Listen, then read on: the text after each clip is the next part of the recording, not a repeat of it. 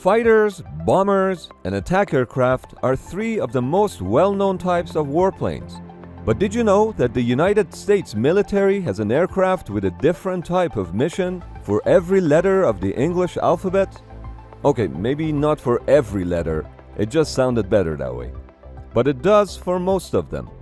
For example, the letter A designates an attack aircraft, like the notorious A-10 Warthog.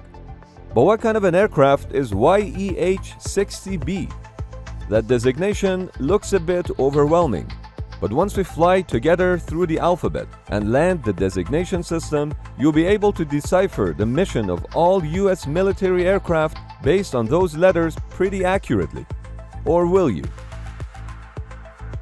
Attack aircraft designated with the letter A have the primary role of carrying out airstrikes. Their target is on the ground, and they can hit that target with a great degree of precision. The A-10 Thunderbolt II, commonly known as Warthog, may be the only remaining attack aircraft in the US military that's a purebred.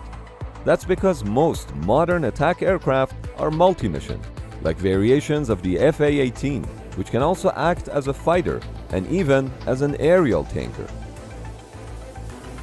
On to the bombers, designated with the letter B. Bombers are also designed to attack ground and naval targets by dropping bombs or launching torpedoes or cruise missiles. There are two major classifications for bombers: strategic and tactical. Strategic bombers, like the B-52, are used for destroying the enemy's strategic targets like infrastructure, which can cripple the enemy by reducing industrial output. B-52s are nicknamed Buff, which stands for Big Ugly Fat F***er. Seriously, that's what it stands for. On the other hand, tactical bombers were designed to operate over the battlefield, supporting offensive operations and typically near the troops. Given the nature of their mission, strategic bombers are bigger, can carry more payload, and have longer range compared to tactical bombers. The line between tactical bombers and attack aircraft have been blurred over time. For example, the A-6 Intruder, even though classified as an attack aircraft, is considered an attack bomber. Next up, we're going to the letter C, for cargo. A cargo aircraft is designed or converted for the carriage of cargo rather than passengers. They usually don't have passenger amenities and generally feature one or more large doors for loading cargo. Their high wing configuration to allow the cargo area to sit near the ground and numerous wheels to allow landing at unprepared locations are some of the visual distinctions of a cargo airplane. Oh, and they're also massive for carrying the cargo, of course, as well as the pilot's gigantic avocados. The C-5 Galaxy is the largest airplane operated by the US military. Both ends of the C-5 open up for easy loading and unloading, and it has 28 wheels to cushion those landings. Now that we've covered the ABC, let's take a look at the designation system, because we're going to need it soon. Prior to 1962, different branches of the US military had their own designation systems, which was confusing because the same aircraft could have been referred to with different designations by different branches. So in 1962, a tri-service aircraft designation system was born to unify the designations. It's also sometimes referred to as the Mission, Design, Series, or MDS designation, and this is how it works. Every aircraft has a mission, which is identified by a letter of the alphabet, like attack, bomber, and cargo that we covered so far. Then for any of those given mission types, for example, attack aircraft, the major designs would be numbered starting from 1 and going up sequentially, like A1, A2, A3, and so on. And finally, within each design, whenever certain variations were developed, a letter identifying the series would be added at the end. For example, A-10C designates an aircraft with the mission of attack, design number 10, meaning there were 9 other designs that existed prior, and Series C, meaning that A-10A and A-10B variations also existed. Pretty straightforward, right? Except for this rule was not always followed. For example, there is no A8, it was simply skipped, and for the bombers, the so-called sequence jumped from B2 to B21, skipping all the design numbers in between. Oh, and definitely no A13 or B13 or C13. Apparently because if you use number 13, something bad will happen. Come on, this is the 21st century and we're still talking about... Whew, knock on wood, we're back. So that was the basics of the MDS designation system, and we're going to build on it as we go through. Next up is the letter E for Special Electronic Installation or Electronic Warfare. These are airplanes packed with electronics and radars. A well-known example is the Tactical Airborne Early Warning Aircraft E-2 Hawkeye, which has 4 series, E-2A to E-2D. Modern airborne early warning systems can detect aircraft from up to 250 miles away. Flying at an altitude of 30,000 feet, these aircraft can cover an area of 120,000 square miles. Designated with the letter F are fighters, which are fixed-wing military aircraft designed primarily for air-to-air combat. The role of the fighter aircraft is to establish air superiority of the battle space.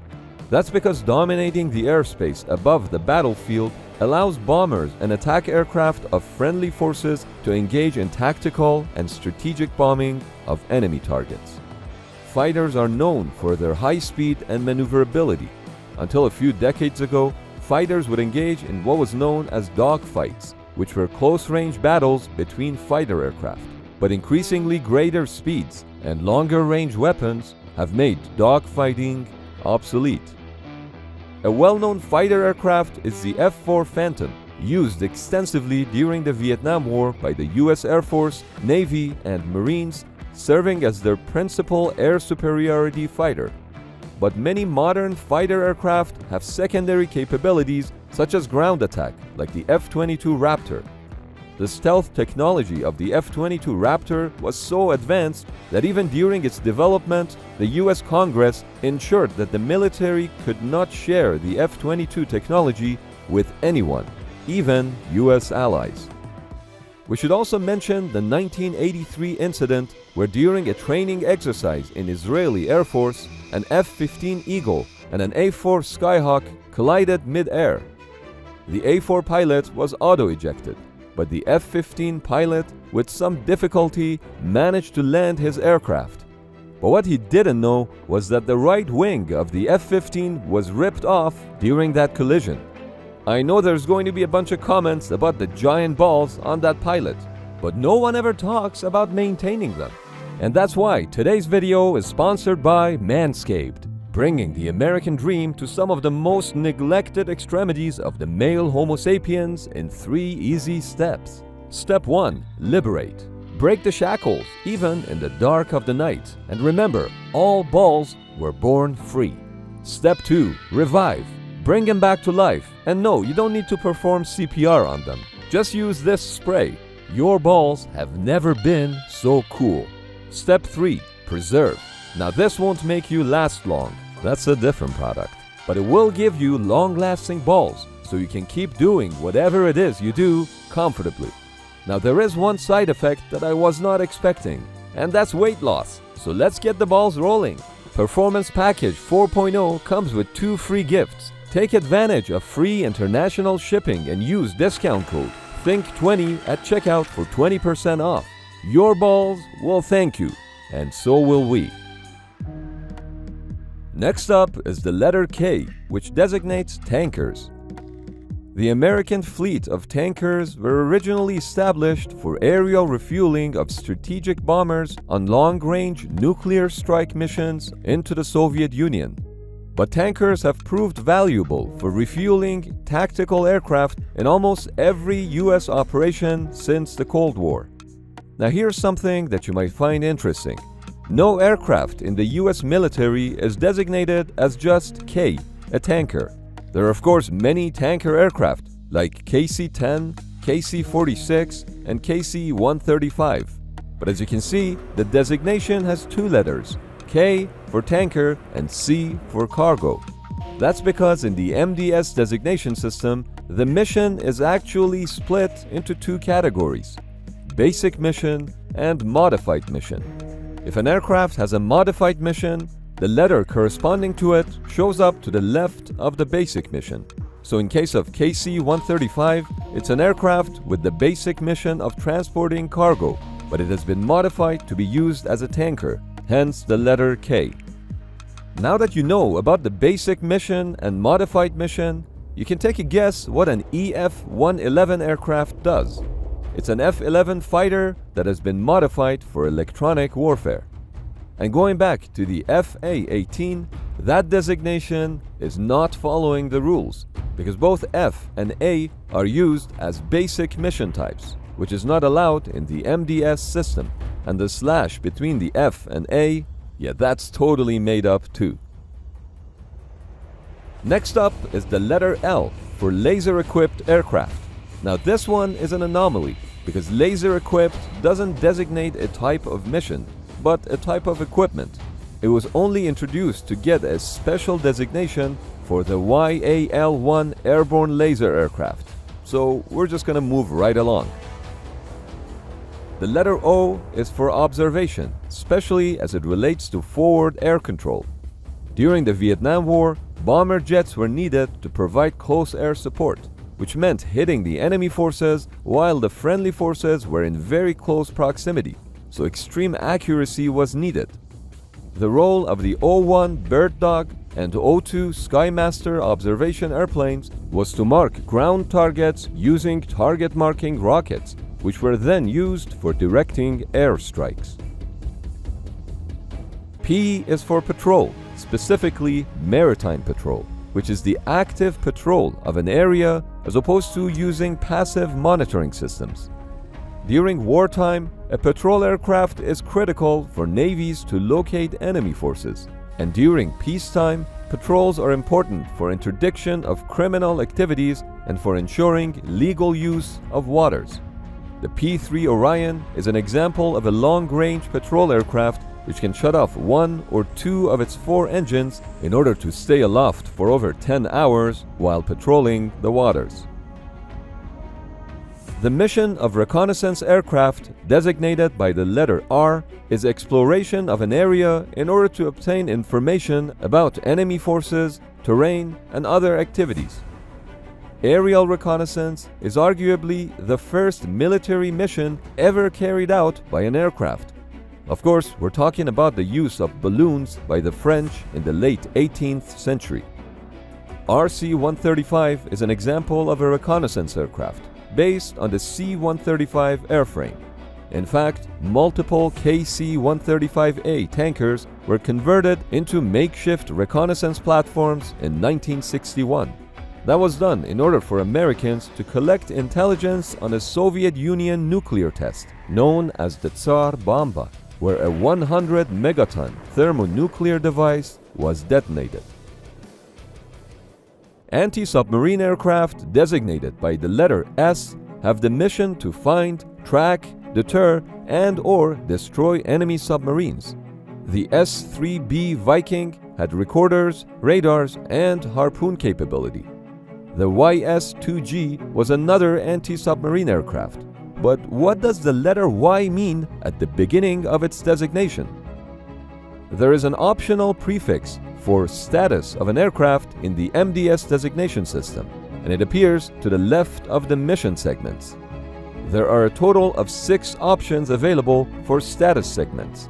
We won't go over all of them as they're not that extensively used, but the letter Y identifies a prototype aircraft. So in our last example, the designation YS-2G refers to an S-2E anti-submarine aircraft which was modified to prototype and test new anti-submarine warfare avionics systems. Aircraft designated with the letter T are used as trainers. The T-1A Jayhawk is a medium-range, twin-engine jet trainer used in the advanced phase of specialized undergraduate pilot training for students selected to fly airlift or tanker aircraft. It is also used to support navigator training for the U.S. Air Force, Navy, Marine Corps, and international services. TC-130H is an example of a cargo aircraft which is modified to be strictly used for pilot proficiency training. The letter U refers to utility aircraft, typically used for transportation of staff, mail, and operations in support of bases and installations. Probably the most famous military aircraft designated as a utility aircraft is the U-2 spy plane, nicknamed Dragon Lady, which is used to collect intelligence and, technically speaking, should have been designated as a reconnaissance aircraft. But at the time, there was quite a bit of secrecy around the funding, development, and testing of this new spy plane, so the designation U was deliberately selected for disinformation. I guess U is not what you think. The final category is for special research or experimental aircraft, designated by the letter X. These are aircraft intended for testing the latest technologies and new design concepts, which is why sometimes they looked quite different from typical airplanes, like X-29, which had a forward-swept wing configuration, X-31, which had thrust vectoring, supermaneuverability, or the X-45, which is an unmanned combat air vehicle. Over the years, over 70 types of X-planes have been developed. In fact, the design of many popular military aircraft is rooted in these X-planes. For example, the X-35 plane led to the production of F-35 Lightning II, and the XV-15 led to the design of the V-22 Osprey tiltrotor. The letter V in V-22 Osprey relates to the aircraft's capability to perform vertical or short takeoff and landing. But if we look at the MDS designation, vertical takeoff is neither a mission type nor a status. Which brings us to the last segment of the MDS designation, and that is vehicle type.